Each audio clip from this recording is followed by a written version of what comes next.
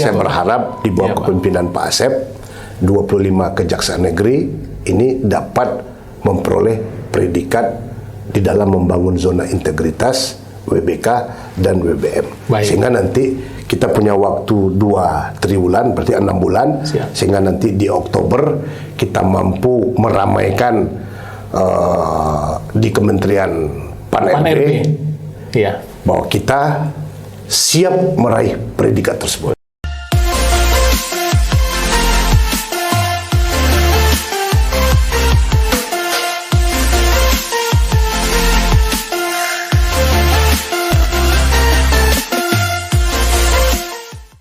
Assalamualaikum warahmatullahi wabarakatuh. Bertemu kembali dengan kami di podcast AA Jaksa, Amanah dan Akuntabel di Kejaksaan Tinggi Jawa Barat.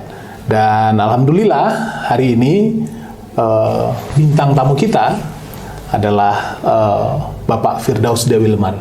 Apa kabar Bapak? Alhamdulillah baik. Sehat Bapak ya? Alhamdulillah. Pak Firdaus Dewilmar adalah Inspektur 3 dari bidang pengawasan Kejaksaan Agung. Alhamdulillah Pak, kita dalam posisi Kejaksaan Tinggi Jawa Barat khususnya Pak, WBK sudah menuju ke WBBM Pak. Berarti zona integritas ZI sedang kita tingkatkan lagi Pak di sini. Kira-kira Pak, apa saja Pak yang menjadi bagian yang harus ditingkatkan untuk bisa memperoleh WBBM di zona integritas di kejaksaan lah pada umumnya Pak.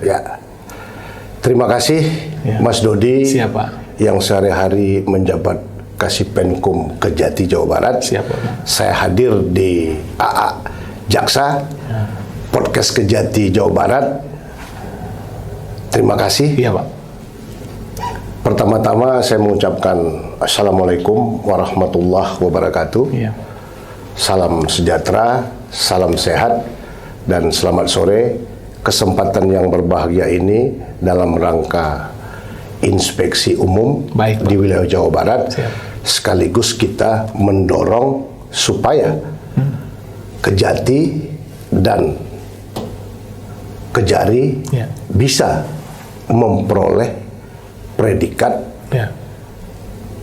membangun zona integritas menuju wilayah bebas korupsi dan wilayah birokrasi bersih melayani. Nah, saya kunjungan sudah yang kedua kali. 2 kali Pak. Siap. Tentu kunjungan yang tahun kedua ini, mudah-mudahan ini kunjungan yang terakhir, tidak sampai ke kunjungan yang ketiga. Pak. Atas nama Pak Jamwas, menindaklanjuti perintah Pak Jaksa Agung dan Wakil Jaksa Agung sebagai Ketua Pengarah Pembangunan Zona Integritas menuju WBK dan WBM. Bagian dari reformasi birokrasi. Bagian dari reformasi birokrasi kelembagaan. Kalau reformasi birokrasi kelembagaan, khususnya Kejaksaan Republik Indonesia, itu kita harus melakukan 8 areal perubahan. Dan 3 sasarannya. Di tengahnya kita bangun inovasi. Nah, masalah reformasi birokrasi ini bukan sekedar untuk melaksanakan apa yang sudah diperintahkan oleh Bapak Jaksa Agung, tapi ini semata-mata adalah melaksanakan program dari Bapak Presiden yang ditindaklanjuti dan diperintahkan oleh Bapak Jaksa Agung. Kita segera melaksanakan reformasi kelembagaan dan membangun zona integritas menuju WBK dan WBBM untuk Satker. Nah, yang kedua, pada sore hari ini saya ingin berbagi pengalaman dan berbagi informasi. Kebetulan saya pernah menjabat sebagai Ketua Penilai Internal tahun 2021. Oleh sebab itu saya bisa berbagi pengalaman dan berbagi informasi. Apalagi saya pernah menjadi pelopor WBK untuk Kejati Gorontalo dan pernah menyandingkan predikat WBK dan WBM di Kejaksaan Tinggi Sulawesi Selatan. Luar biasa, Pak. Disandingkan Berturut-turut itu. Berturut-turut. 2020-2021. Iya, betul. Sebelumnya pelopor di Kejati Gorontalo. Iya, jadi sangat tepat kalau saya pada sore hari ini berbagi pengalaman, betul, Pak, berbagi informasi bagaimana supaya Kejati dapat memperoleh predikat wilayah birokrasi bersih melayani. Betul. Kemudian para kajarinya atau kejarinya juga yang ada di wilayah Kejati Jawa Barat bisa juga memperoleh WBK dan WBBM. Jadi setiap kali Kementerian Pan-RB mengeluarkan undangan ada nama Bapak. Ada nama saya.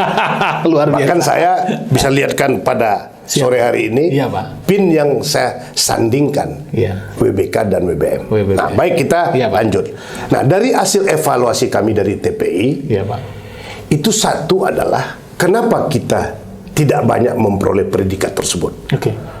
Baru 21%, Pak. Baru 21%. Iya. Harusnya 30%. Makanya Pak Jaksa Agung dan Pak Wakil Jaksa Agung dan Pak Jamwas meminta kepada para inspektur, ini dulu yang kita selesaikan. Betul. Supaya kita dapat 30%. Ya. Kalau 30% kita sudah dapat, otomatis tunjangan kinerja kita, insentif Ya. kita memperoleh WBK itu bisa menjadi pintu masuk untuk meningkatkan tunjangan kinerja kita bisa mencapai 100%. Iya, betul. Namun demikian, perintah Pak Presiden yang harus kita laksanakan.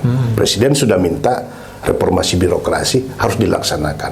Karena banyak persoalan dalam tata kelola pemerintahan dan tata kelola di internal kementerian dan lembaga. Nah, ini resep-resep Bapak di Sulawesi Selatan itu, Pak. Salah satunya apa? Ya. Bapak Jaksa Agung sudah mencanangkan kepada masing-masing satker untuk membuat manajemen risiko.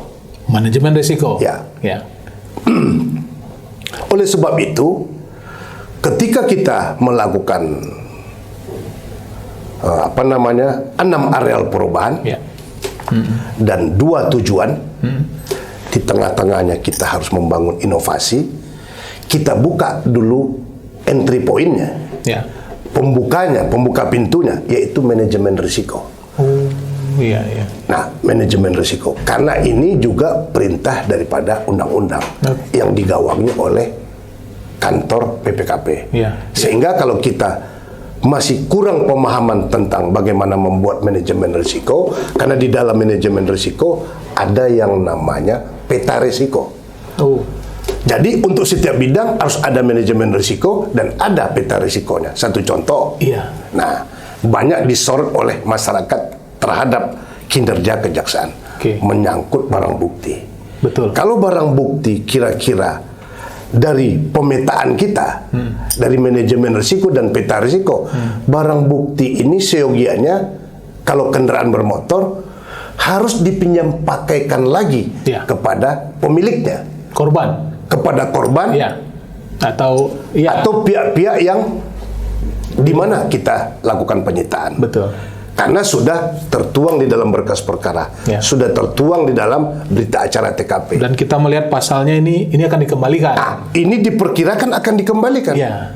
Oleh sebab itu peta risikonya harus dikembalikan atau dipinjam pakaikan pada tahap kedua, sehingga tidak mati mata pencarian dia. Betul. Kalau sepeda motor, kemudian mobil, kan banyak mobil untuk menyambung hidup dan kehidupan. Mobil pick up gitu, pick up. untuk ini dan sebagainya. Nah, ini angkot, supaya pelayanan kepada masyarakat itu betul-betul kejaksaan itu hadir di dalam memberikan kepastian dan keadilan. Jadi manajemen risiko itu pun sudah menyiapkan langkah-langkahnya, Pak. Nah, oleh sebab itu, kenapa kita kemarin ini di periode 2021 kita tidak banyak mendapatkan predikat tersebut. Salah satunya tidak tergambar di dalam LKE manajemen risiko. Nah, kita kan belum banyak yang pendidikan manajemen risiko atau mengenal itu. Gimana, Pak, caranya? Oleh sebab itu kemarin Pak Jaksa Agung dan Wakil Jaksa Agung dan Pak Jamwas sudah menjalin kerjasama dengan BPKP. Pak Jamwas ikut pelatihan manajemen risiko. Para inspektur ikut. Nah, ke depan Pak Jamwas ingin menjalin kerjasama. Hendaknya seluruh inspektur, IRMUD, dan Aswas maupun Kajati dan Kajari diharapkan untuk bisa mengikuti coaching klinik atau BIMTEK. Bagaimana cara kita merumuskan dan membuat peta risiko pada seluruh bidang kegiatan kita. Jadi kita sudah memahami kan, apa yang menjadi keresahan di masyarakat. Kita bisa menghandle apa yang menjadi keinginan masyarakat dan begitu Pak. Kedua misalnya satu contoh dalam penanganan perkara masih banyak tanda petik bahwa kita bermain-main dalam penanganan perkara. Contoh perkara bolak-balik, ditanya ke polisi, jaksa yang belum siap. Ditanya jaksa, polisi yang belum menuangkan di dalam BAP. Nah, oleh sebab itu harus digambarkan dalam peta risiko di mana manajemen risiko itu dibuat. Supaya perkara tidak bolak-balik, kan gampang perkara itu kalau yang pembuktiannya rata-rata kejahatannya yang tidak serius crime. Misalnya harus ada lokus dan tempus jelas, tersangka jelas, saksi jelas, barang bukti jelas, ya kan? Kenapa tidak P21? Betul. Nah, ini harus tertuang di dalam peta risiko. Oh, itu bagian peta risiko juga? Bagian dari peta risiko. Iya. Terus kedua, bagaimana kita meningkatkan kinerja dan meningkatkan kewenangan yang diberikan oleh undang-undang kepada kita. Satu contoh di Datun Pak. Tentang pembubaran PT. Pak Jamwas menitip ke kami, tolong disampaikan kepada teman-teman Datun CPN yang ada, bisa enggak salah satu PT yang menurut kacamata kita layak untuk dibubarkan. Misalnya PT yang bermain dalam spekulan tanah, PT yang mencemarkan lingkungan, PT yang bermain-main di dalam investasi bodong. Kenapa tidak kita bubarkan? Kemudian perkawinan. Apalagi sudah ada putusan hukum misalnya. Perkawinan. Betapa banyaknya perempuan dan anak yang ditelantarkan dalam hukum perkawinan. Kenapa tidak kita batalkan? Nah, itu juga bahagian dari manajemen risiko dan peta risiko. Dan yang berikutnya lagi, tips dan sharing informasi dan sharing pengetahuan dan sharing pengalaman. 6 areal perubahan menuju 2 sasaran itu harus dibuat yang namanya inovasi. Makanya saya waktu di Kajati Sulsel menjadikan Pak Jokowi itu sebagai inisiator dan inspirator dan inisiator bergeraknya reformasi di kementerian dan lembaga. Karena beliau bilang reformasi birokrasi itu harus lebih sederhana, lebih singkat, lebih lincah. Kemudian terhadap etos kerjanya harus adaptif, harus inovasi, harus kompetitif, harus produktif. Oleh sebab itu kita buat inovasi. Inovasinya contohnya apa? Misalnya klinik dalam rangka tindak lanjut Undang-Undang Kejaksaan yang baru. Harusnya seluruh kejaksaan negeri mulai membuat klinik pratama sebagai tindak lanjut permintaan bahwa kejaksaan harus membuat rumah sakit justisi dalam rangka menjawab asesmen dalam penanganan perkara narkotika. Sehingga nanti pasal 127 untuk penggunaan sudah jelas. Ya kan? Sudah jelas dalam arti kata kita ini 127 apakah nanti itu dilakukan penuntutan pidana atau penuntutan rehab. Itulah yang harus kita ini. Pak. Jadi kan salah satunya hal tersebut. Itu tips-tips inovasi. Karena jarang-jarang juga Pak. Dan yang terakhir ini karena mau buka. Siapa? Satu lagi, kita diminta juga oleh Pak Presiden dan Pak Jaksa Agung untuk membantu pemerintah untuk meningkatkan pertumbuhan ekonomi. Oleh sebab itu kita perlu membina sentra-sentra ekonomi, baik itu Kajati maupun Kajari, bekerja sama dengan Bank Himbara atau Bank Daerah, LPDB, dan seterusnya, sehingga pertumbuhan ekonomi di masa pandemi COVID-19 itu bisa tetap positif. Dan peran kejaksaan ada di situ. Siap, Bapak. Mungkin itu saja sementara dari saya. Terima kasih Pak. Ini singkat menjelang berbuka.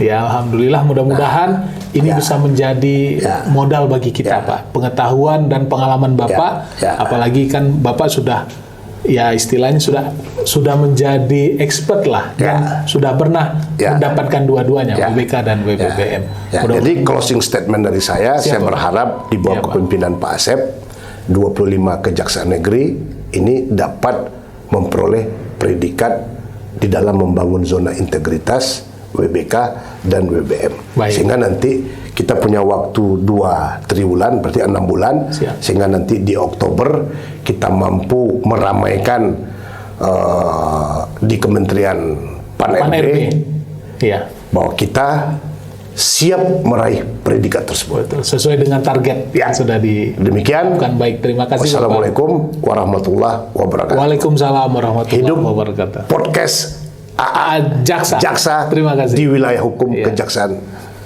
Tinggi Jawa Barat. Iya, 2 udah di AA Jaksa, Pak. Ya. Baik. Terima kasih. Terima kasih. Ya. Assalamualaikum warahmatullahi wabarakatuh. Ketemu lagi di podcast selanjutnya.